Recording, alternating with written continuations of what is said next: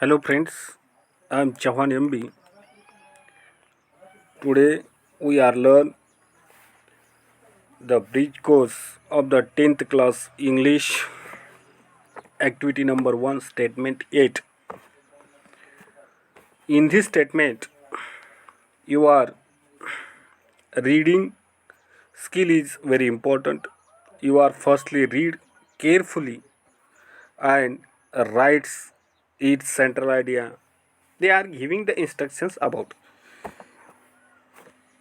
In the first instructions, they are telling to you read the given passage carefully and write its central idea in sentence.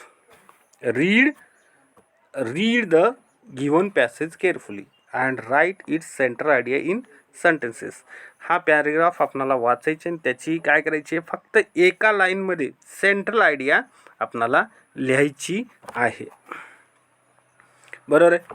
तर या स्वरूपामध्ये या ठिकाणी passage दिलेला आहे, तो वाचायचा आहे आणि त्याची सेंट्रल आयडिया एका ओळीमध्ये फक्त या ठिकाणी लिहून दिलेली आहे. From feeling is a skill, it is a functional skill and a life skill. Today a big amount of data is collected offline and online through forms. From a tedious task to an interesting task, the online tools have made from feeling a unique experience. We will see how offline and online forms are filled and what steps are followed and what care is taken while filling the forms. अशा स्वरूपाचा paragraph आहे. याची central idea फक्त आपल्याला एका लाईनमध्ये लिहायची. या ठिकाणी तुम्हाला लिहून दाखवली जाईल. दुसरे तुम्ही काय करायचे, दोन पॅसेज आहेत त्या वाचायचेत आणि त्यांची आयडिया लिहायच्यात. Central idea, the passage informs about importance of form filling. या पॅसेजचे फक्त काय जी सेंट्रल आयडिया आहे ती कशाविषयी माहिती सांगितली आहे, इम्पॉर्टन्स ऑफ फॉर्म फिलिंग याविषयी माहिती सांगितलेली आहे. आता त्याच स्वरूपामध्ये इथे एक पॅसेज आहे, तो पण वाचा आणि त्याची पण एका लाईनमध्ये सेंट्रल आयडिया लिहायची आहे. Next activity is read the following passage and complete tokens given below. या ठिकाणचा हा पॅरेग्राफ वाचायचा आहे आणि काय करायचे, एकदम व्यवस्थित केअरफुली काळजीपूर्वक हा पॅसेज झाल्याच्या नंतर काय करायचे, आपल्याला खालचे काही प्रश्न दिलेत ते सोडवायचे. तर आता बघा, आपण पॅसेज वाचलेला आहे, हाय बरोबर आहे, हा वाचून घ्या आणि त्याच्यानंतर मी वाचन केलेलं आहे त्याच्यामुळं तुम्ही वाचन करून घ्या आणि त्याच्यानंतर खालचे प्रश्न आपल्याला सोडवायचे. Berlin match the followings. बरोबर आहे, match the followings London, Mexico city and Sydney. Okay. आता हे जे आहेत आपणाला काय करायचे, जोड्या जुळवायचे. तर आता या ठिकाणी बघा,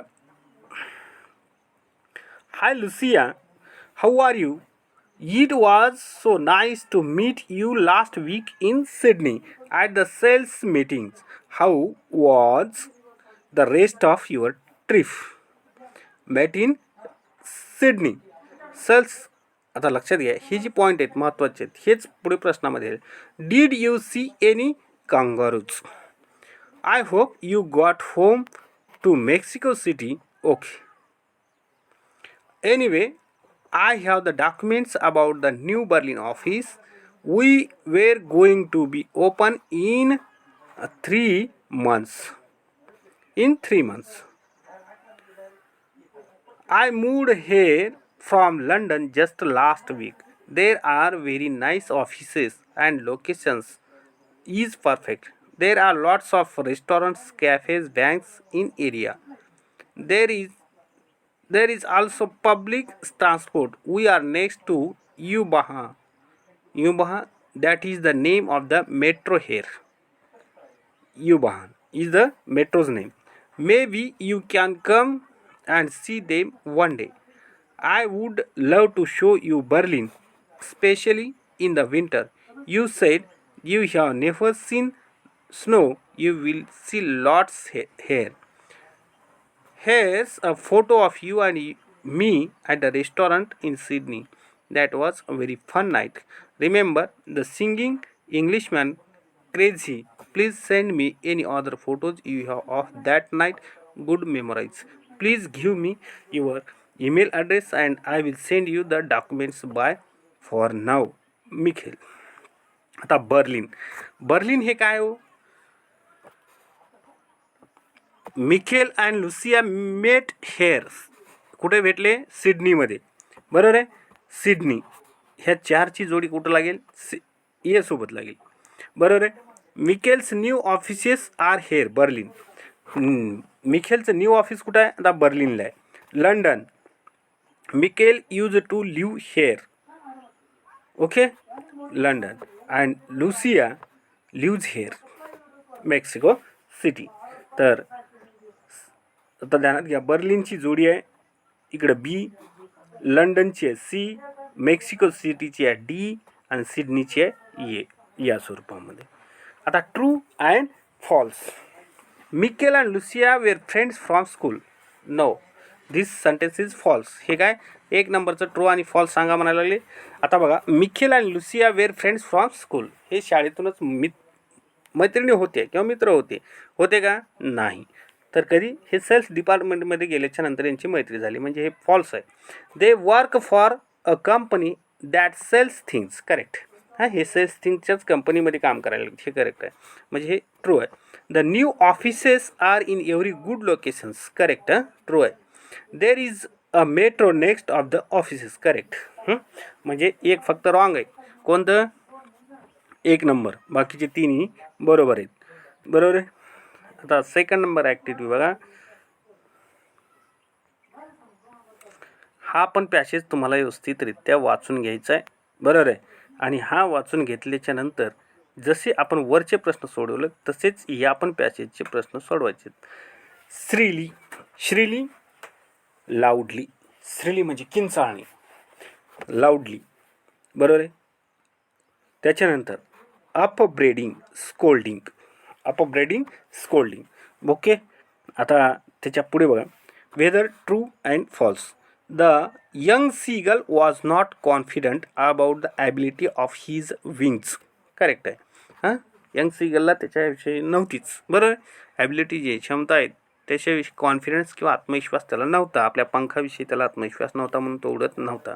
the sibling of the seagull ह्या longer wing than the seagull. False. हे वरचं करेक्ट आहे, खालचं फॉल्स आहे. आता त्याच स्वरूपामध्ये आणखीन या ठिकाणी एक पॅसेज दिलेला आहे.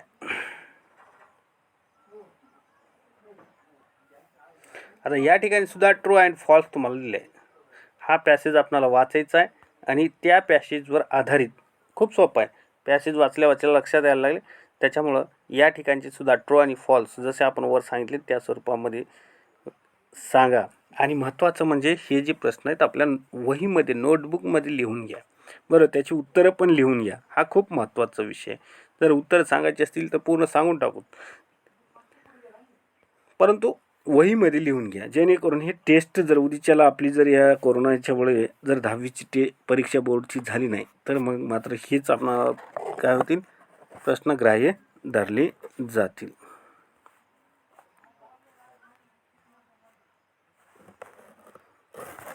गेलो 47 झालं ना, हे पण झालं ना.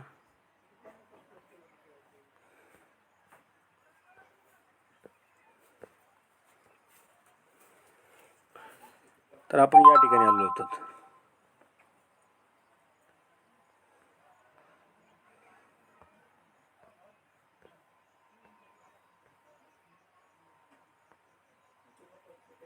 Short bread biscuits.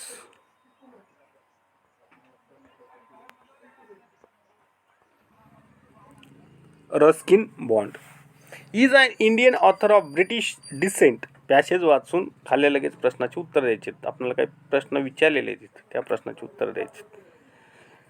Ruskin bond 1934 is a born date year. He is an Indian author of British descent. He lives with his adopted family in Landur in Mussoorie, India. The Indian Council for Child Education has recognized his role in a growth of children's literature in India. He got the Sahitya Akademi Award in 1992 for Our Trees Still Grow in Dehra. He was awarded Padma Shri and Padma Bhushan respectively in 1999 and 2014. Okay, तर आता या ठिकाणी काय करायचे, आपणाला काही प्रश्नाची उत्तरं द्यायची आहेत. तर ते प्रश्न कोणते आहेत बघा. Where was Ruskin Bond awarded with Padma Shri. Padma Shri हा किताब त्यांना केव्हा मिळाला रस्किन बॉन्ड यांना. खूप सोपं आहे. Padma Shri in he was awarded, या लाईनमध्ये उत्तर आहे. Padma Shri Ruskin Bond was awarded Padma Shri award in 1999 in 1999. And second number question, for each book did he get साहित्य अकादमी अवॉर्ड. त्यांच्या कोणत्या पुस्तकाला काय साहित्य अकादमी अवॉर्ड हा पुरस्कार मिळालेला आहे. तर आता बघा तो कोणता आहे. साहित्य अकादमी अवॉर्ड इन कोणता आहे. Our trees still grow in Dehra.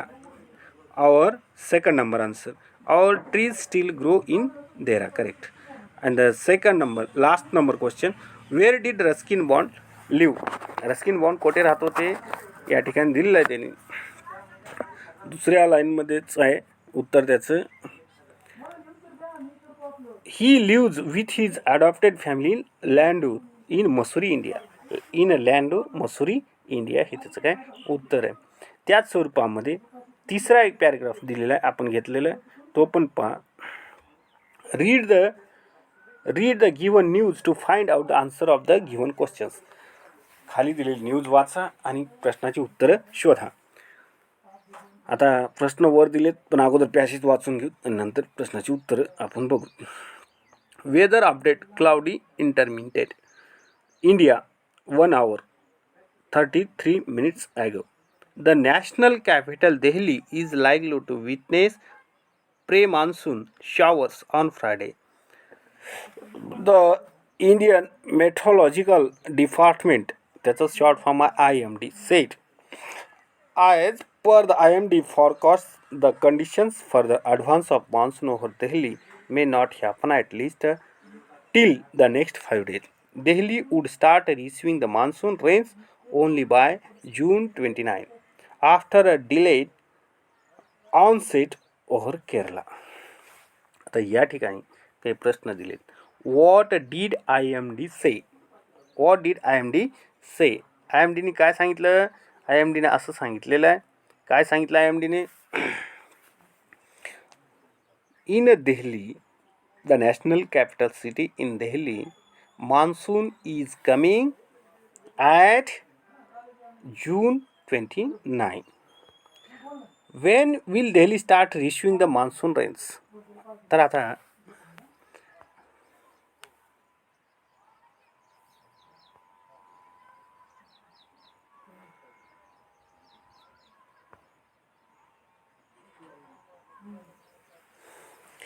या पहिल्या प्रश्नाचं उत्तर पहा.